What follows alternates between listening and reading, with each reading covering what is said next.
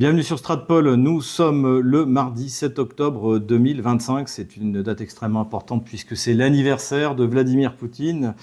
Donc une petite pensée pour notre président, mais nous ne sommes pas là pour parler de lui, nous sommes là pour parler d'agriculture, pour parler de repatriation et de ruspatriation, même pour être plus précis. Et j'ai pour en parler le plaisir de recevoir Fabrice Sorlin. Bonjour Fabrice. Bonjour Xavier, merci de me recevoir. Merci. Alors, nos auditeurs savent qu'on est toujours en train de faire des aventures ensemble, notamment dans le Donbass, mais aujourd'hui, je te reçois un peu en tant que vice-président du mouvement international russophile. Voilà.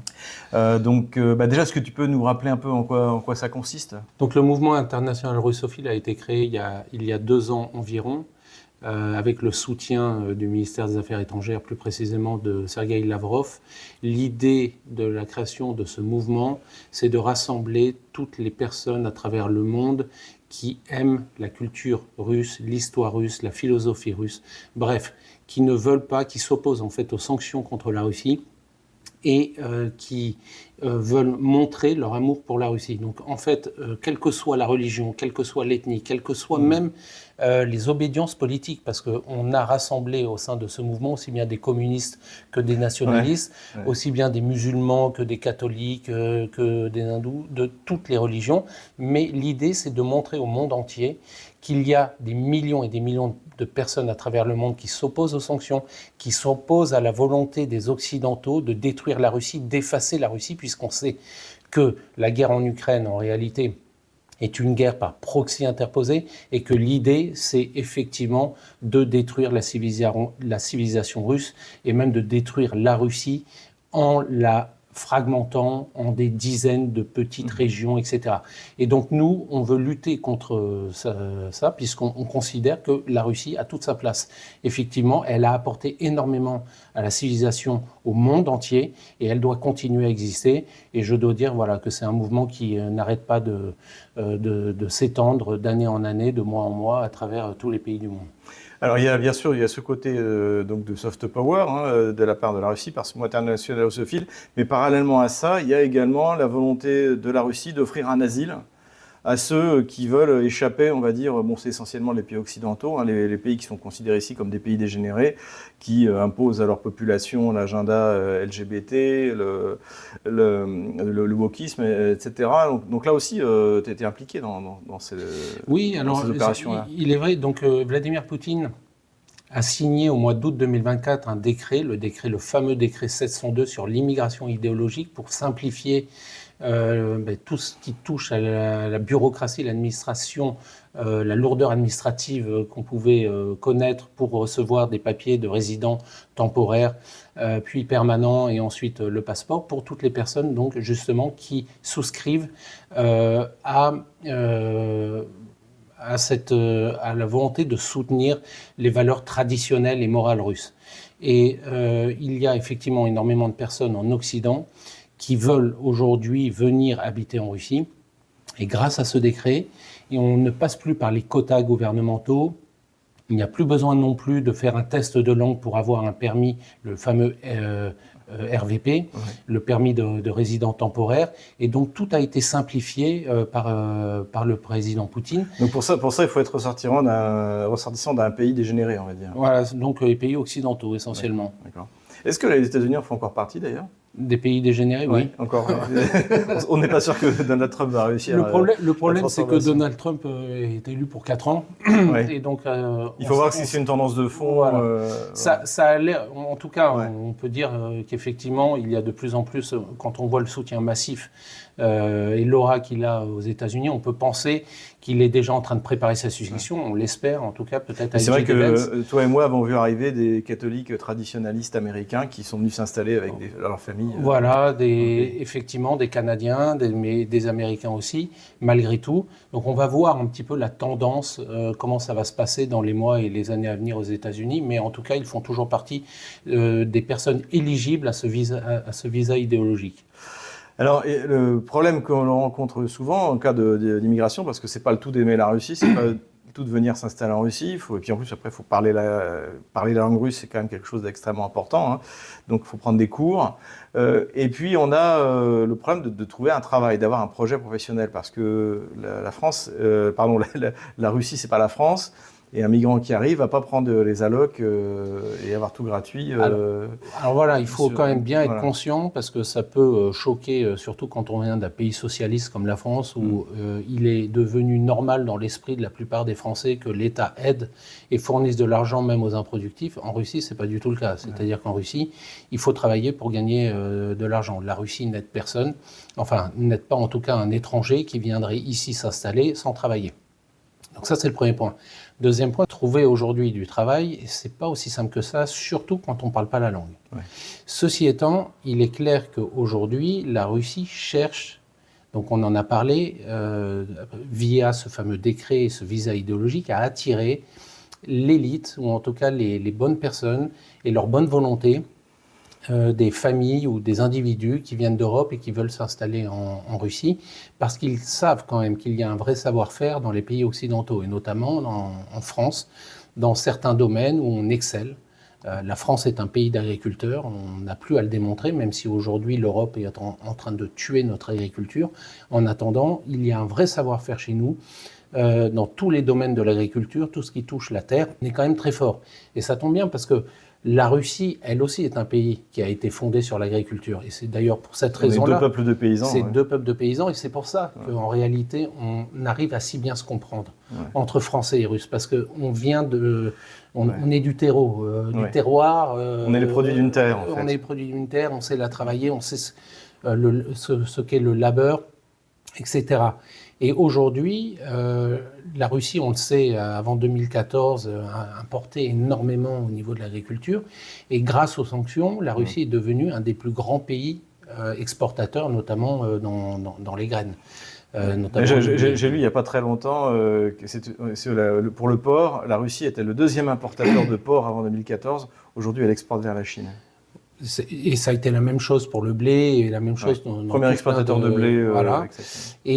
Et aujourd'hui, la Russie cherche encore à s'améliorer dans ces domaines, et surtout à s'améliorer dans d'autres domaines où elle est moins compétitive, où elle a moins de savoir-faire, comme par exemple les fromages, ou comme par exemple les confirme, bovins, ça s'améliore, mais c'est pas encore ça. Comme le saucisson. Pour l'instant, le saucisson français, le fromage français... On est quand même au top, mais il faut quand même dire que donc, ça fait 10 ans que je suis en Russie. Quand je suis arrivé, on m'avait vanté non, mais certains Russes me disaient, bon, qu'est-ce que tu penses de notre vin? Qu'est-ce que tu penses de notre fromage? Donc bon, gentiment, je leur disais, oui, c'est pas mauvais, etc., mais j'en pensais pas moins.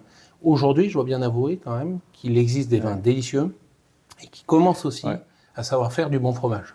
Le problème de volume, le vin est très bon, au niveau de la qualité, c'est qualité française, mais il n'y a pas le volume en fait. Il n'y a pas assez de volume. C'est pour ça que c'est cher, il est cher. Voilà. Même s'il est produit localement, il est cher, mais effectivement. Et donc en fait, c'est pas un hasard si je t'amène sur le terrain de l'emploi et de l'agriculture, c'est que toi, tu as du travail à proposer à des agriculteurs, enfin à des paysans français. Voilà, alors dans le cadre de mes activités sur le mouvement international russophile, j'ai l'occasion de parler avec énormément de personnes à travers le monde entier. Et c'est vrai que j'ai été approché par des grands propriétaires terriens en Russie. Un grand propriétaire terrien qui possède des centaines de milliers d'hectares à travers la Russie. Et notamment beaucoup de terres agricoles dans l'ouest de la Russie, du côté de Rostov-sur-le-Don, qui est donc, comme on le connaît, une cosacrie très importante. Le passage obligé pour aller dans le Donbass, ça passe toujours par Rostov. Voilà, nous on connaît quand même assez bien la ville.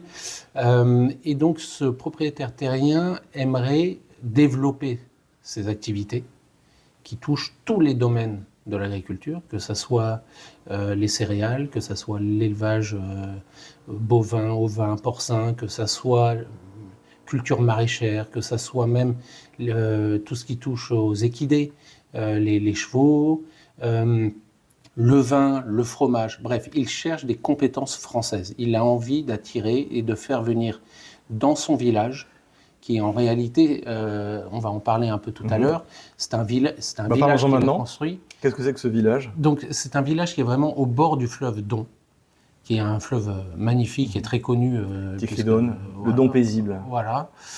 Il a développé son village selon les critères historiques des vieilles cosaqueries, c'est-à-dire qu'il a tout refait, mais en mode cosaque. Donc toutes les habitations, toutes les maisons sont construites selon la tradition des Cosaques. Donc ça donne quelque chose de très homogène et de très joli.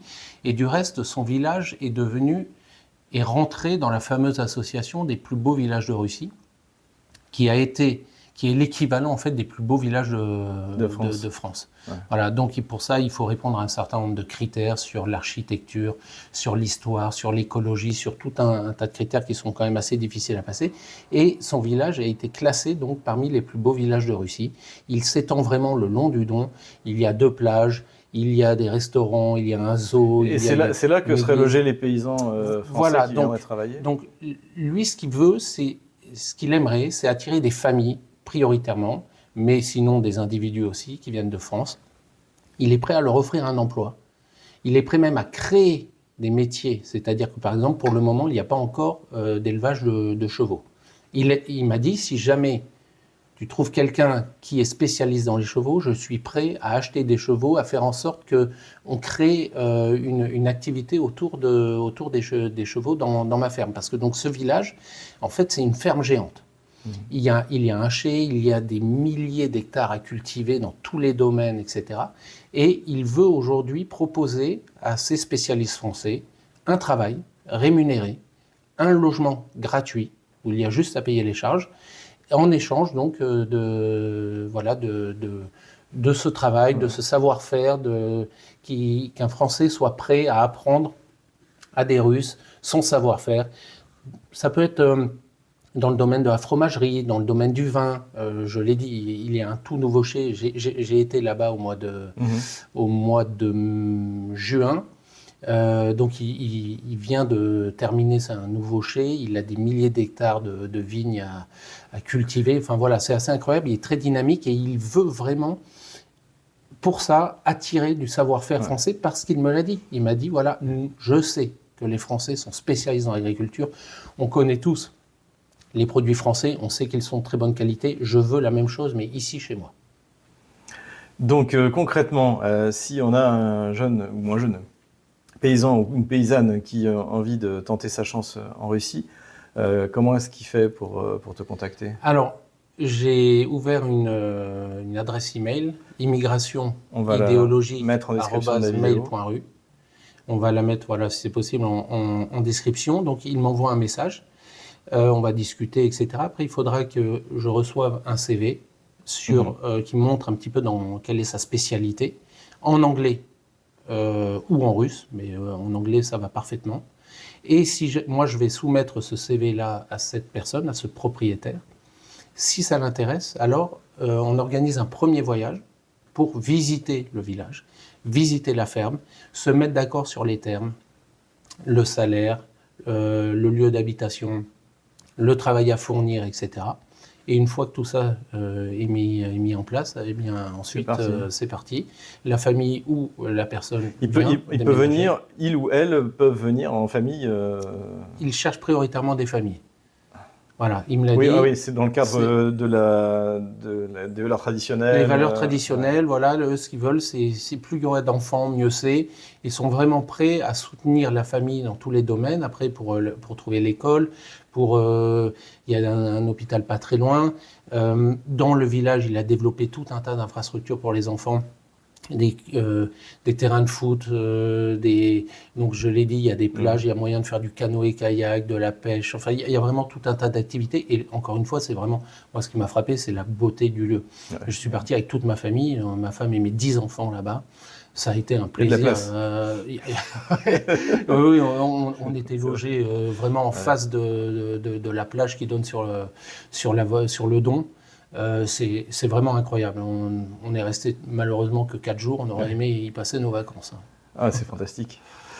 Très bien. Donc c'est noté. Donc, si vous voulez venir pratiquer votre activité paysanne dans un pays où on aime les paysans, où on n'essaie pas de les détruire et de les submerger avec des produits importés, notamment d'Ukraine, avec des OGM et des antibiotiques et tout genre de saleté, eh bien, tentez votre chance et donc vous écrivez à Fabrice Sorlin sur cet email-là. Voilà, je répondrai donc à tout le monde. Mhm. Et puis ensuite, en fonction des besoins, etc., je vous guiderai, je vous expliquerai comment on fait. Là, j'ai déjà une première famille qui va venir d'ici un mois à peu près, visiter le village.